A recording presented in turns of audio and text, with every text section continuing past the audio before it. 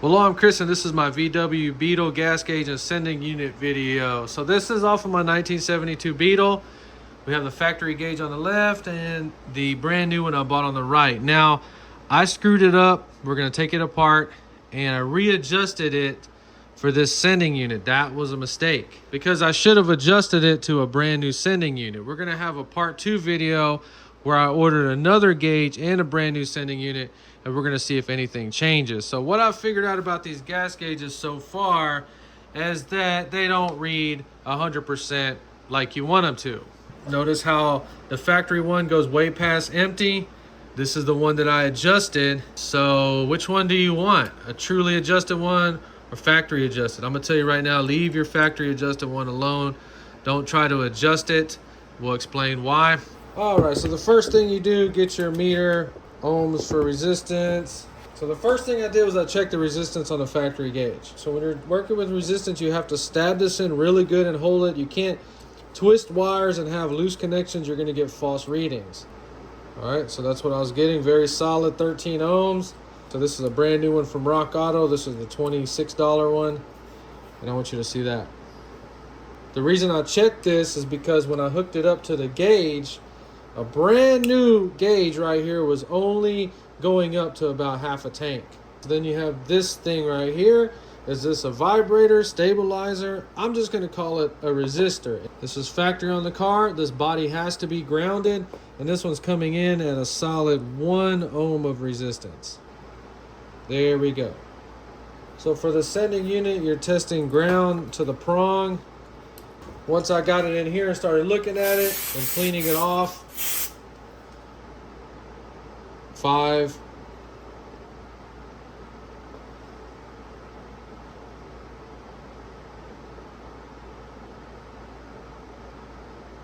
So in this sending unit, I'm getting a range from 5 ohms to 110 ohms. This video is all talking. Don't hate me. When we get the new sending unit and the other new gauge, we're going to do a part 2 in checking that back and forth. This is a brand new gauge from Rock Auto, and I screwed it up. Let's go ahead and take it apart. You know, you might want to do this when you first get it just to see what's going on. You take a screwdriver, bend that up just a little bit. Be super careful. That needle is very sensitive. I'll pop one side up. Oh, yeah, that's what you don't want to do right there. I've only done that like 9 times. This needle's been out of there about 10 times. I've bent that in every which way you can think of. Now, on the internet, let's get one thing clear. So that picture where it shows the sending unit with the 10 through 70 ohms, is that 100% official from the VW book, or is that just something some guy made and it got all over the internet? We're getting on that because this is very important.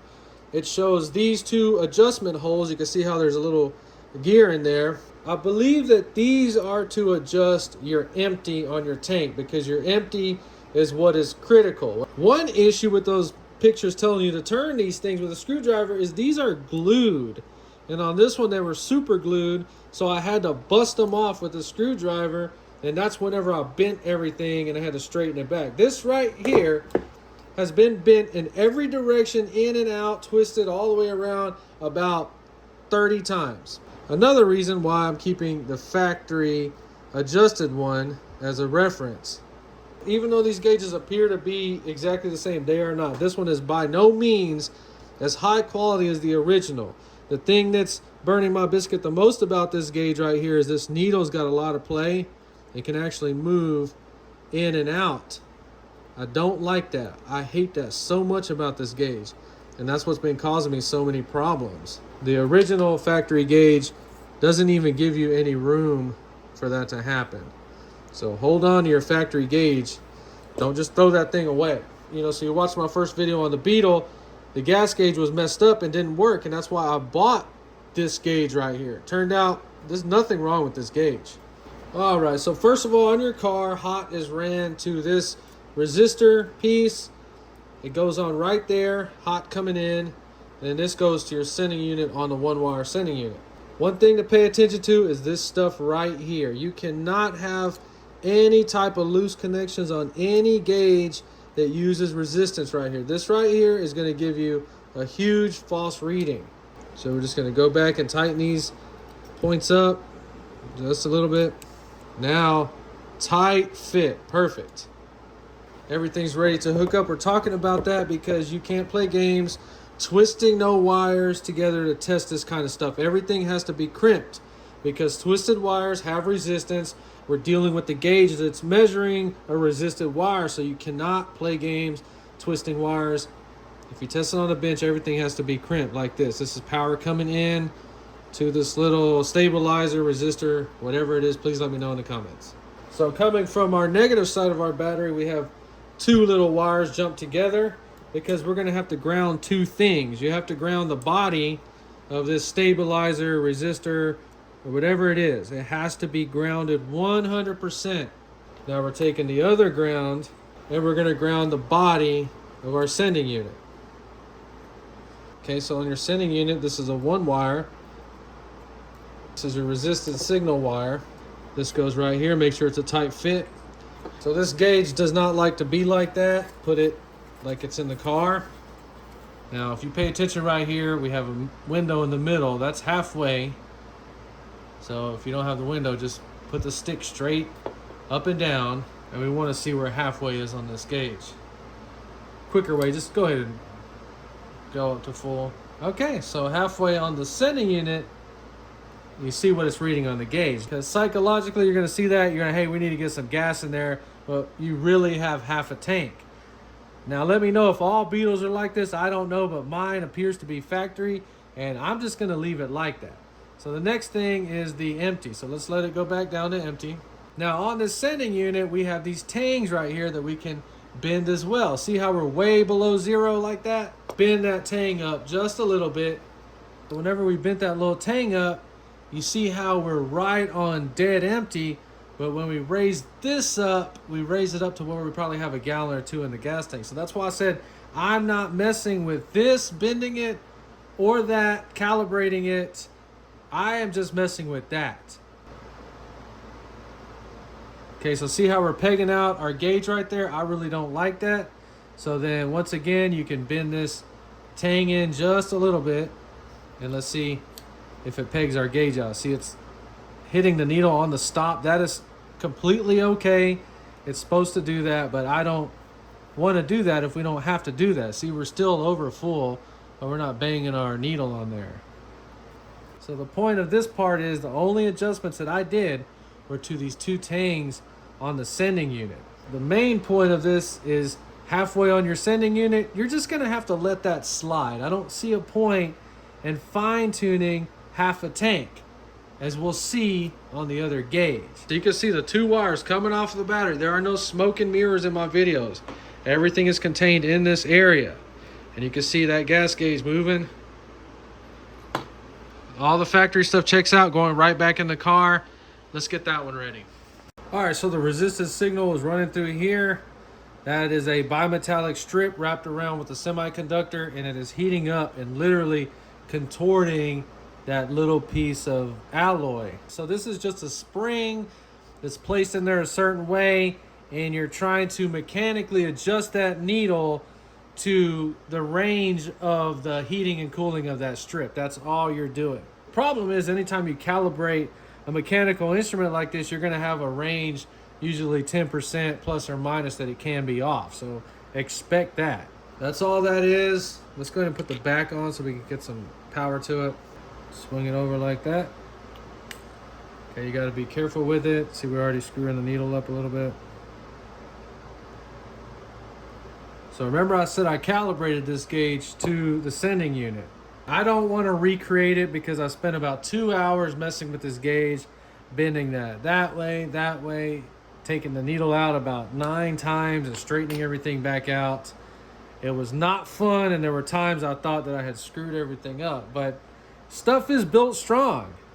And I just want to show you that you can tinker with it.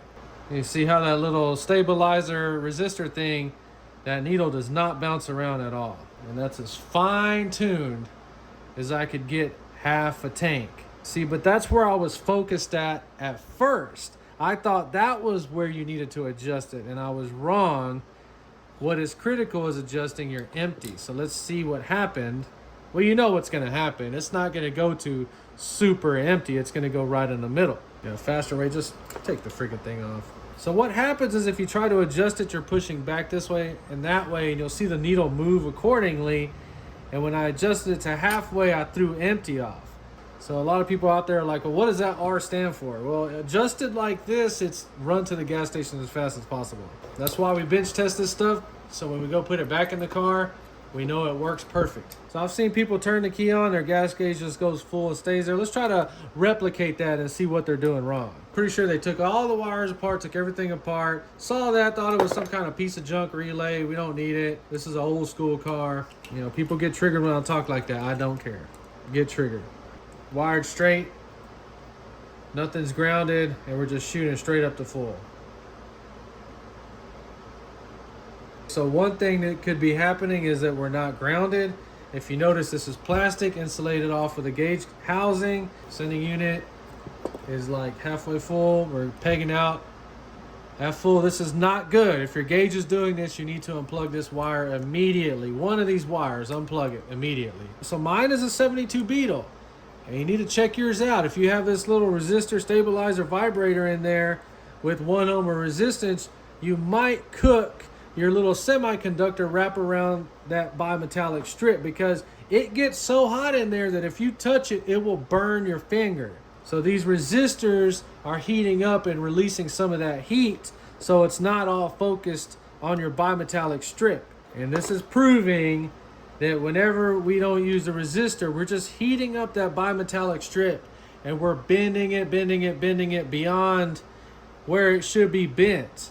So this thing is just going to continue to heat up. And if it stopped that needle right there, it's just heating and heating and heating and heating.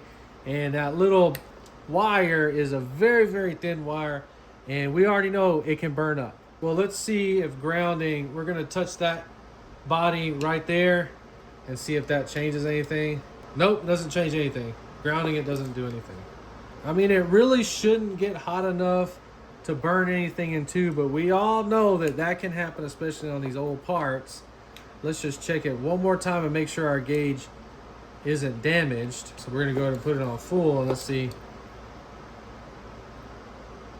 So with the resistor vibrator stabilizer, it's back to normal.